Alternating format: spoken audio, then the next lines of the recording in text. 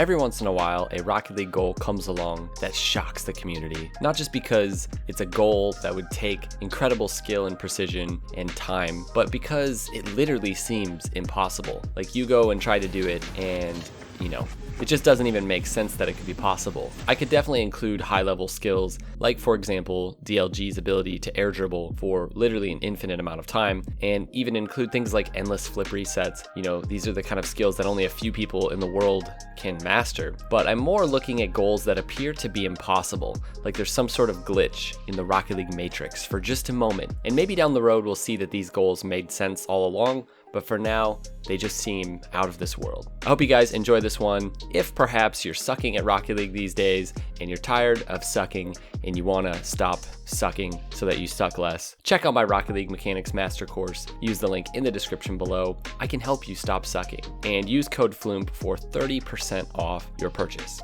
Boom. All right, let's go. So let's start this off with the impossible car carry. Now this was performed by this guy on Twitter, Crazy Cope, and his good friend, you know, just along for the ride, Sharky. Now Crazy Cope and Sharky are just having a good old time trying to, like, I guess, carry each other's cars all the way across the map. Now for all these clips, you guys can go follow these people on Twitter. I'll have links in the description for their Twitter profiles below that you can check out that way. Now I cannot verify if there are or aren't mutators on this, but regardless, this is quite impressive. And from my perspective, it almost seems impossible. I'm not really sure how he's doing this, even with mutators. So go try this, guys. Go try and pick up another Rocket League car on top of your car and air dribble it across the field into the goal. Now I can see it. Somebody's probably going to put in the comments below, you know, that this is super easy and give me a paragraph answer, and that's fine. I'm fine with that because I don't understand it. You know, that would actually be pretty helpful. Now, some of you on the other hand might see someone just air dribbling the ball and be like, wow, how is that possible? But trust me, it is possible.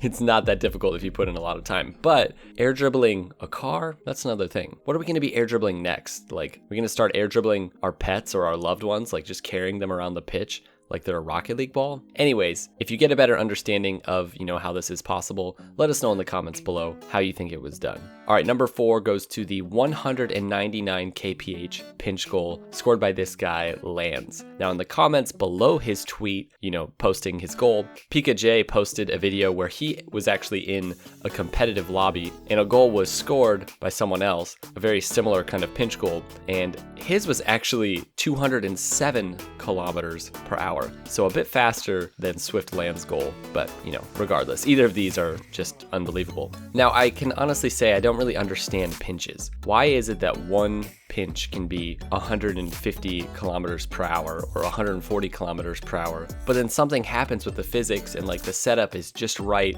and the ball can be pinched 50 kilometers per hour faster? Like, how's that even possible? When I look at this pinch, I mean, it's obviously impressive. It's a team pinch from the air, which is highly difficult. But when it comes to the actual execution of it, what is actually making this pinch different from another pinch? Like, say my pinch with my brother the other day, you know, that you're watching now on the screen, I can see how they're different to some extent, but 80 kilometers per hour faster, like that's just so much, close to double the speed. How exactly does that happen?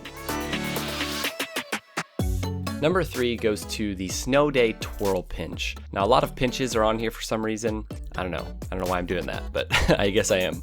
Anyways, this one's pretty crazy and pretty weird. Now this is a variation of a technique that's been around in Snowday for quite a long time. This is basically like a puck pinch, we could call it. This isn't new, but pretty much you land your car on top of the puck in a certain way and the puck sort of gets, you know, sick of you being on there and it just flies out from under you. It's not like a normal pinch in Rocket League with the ball. Like, you can't pinch the puck that way. It's, I guess, some sort of different element of physics in Rocket League, and honestly, it doesn't make any sense at all, especially when you see it used like on this shot here by Samich RL. Nice name, Samich. So he lands on top of the puck, twirls his car a bit, and the puck just goes like blasting out from under his car. This is a high-level Snowday technique, maybe the only Snowday technique besides demoing.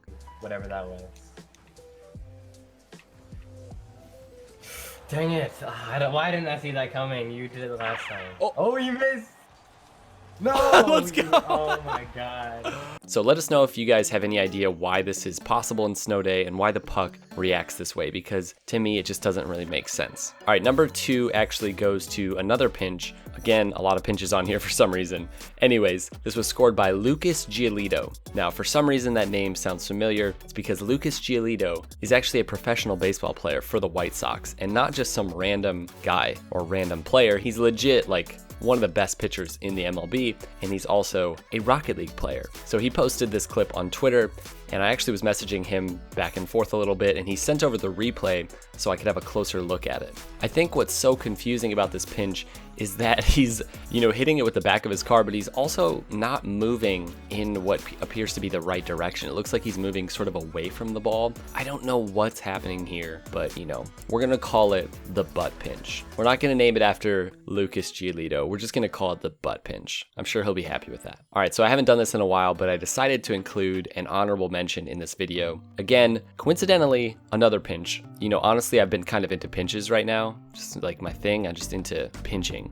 Pinching can be fun. Now, this one's not necessarily game-breaking or impossible per se, but it is rather insane. It's pretty much impossible for me. So Hankovic, I think that's how you say it, is a crazy good freestyler. He's pushed the game like in a lot of ways, pushed the freestyling meta in the last year or so. He's kind of everywhere right now. Like, I just see him all over the place. Anyways, he's been going for these ceiling pinches, and I believe this is one of the best ceiling pinches, if not the best ceiling pinch thus far. 145 kilometers per hour.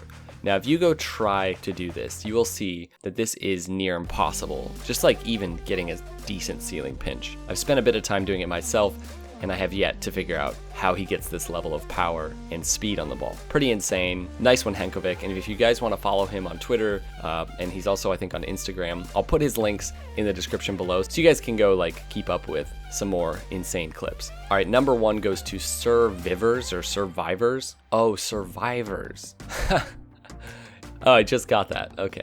Anyways, he has this goal that's actually not technically a pinch goal, although it kind of is a pinch goal, if you really think about it. So I've talked before in multiple videos about this aspect of the physics of Rocket League, and it's the fact that explosions, beyond just like the goal explosions, they actually have an effect in the physical world of Rocket League. So demos actually push the ball a little bit, and we also discovered that when a player leaves a match, that little bit of force from the laser of them leaving, it actually has an effect on the ball. Now, I've also said that it's virtually impossible for there to be a scenario where this has any real effect on a game, and I still believe that to be true until now, because apparently it's actually happened, or at least it appears to have happened. So this guy, Survivors, tagged me on Twitter a while back, and I saved this tweet because it's so crazy. Basically, he's dribbling the ball, carrying it to be more specific, and when a player leaves the match and is replaced by a bot right next to him, it appears as though the laser from that exit actually pinches with the ball. It pinches with his car and the ball, and basically sends the ball flying into the goal with quite a bit of power, way more than you would expect. Because in our experiments when we did this, it didn't really do much to the ball. It just barely nudges the ball. So yeah, this one's pretty crazy. I, again, would be really curious to hear your guys' theory in the comments below as to how something like this can happen. All right, guys, thanks for watching this one. Hope you're all doing well, and we'll see you next time. Peace out.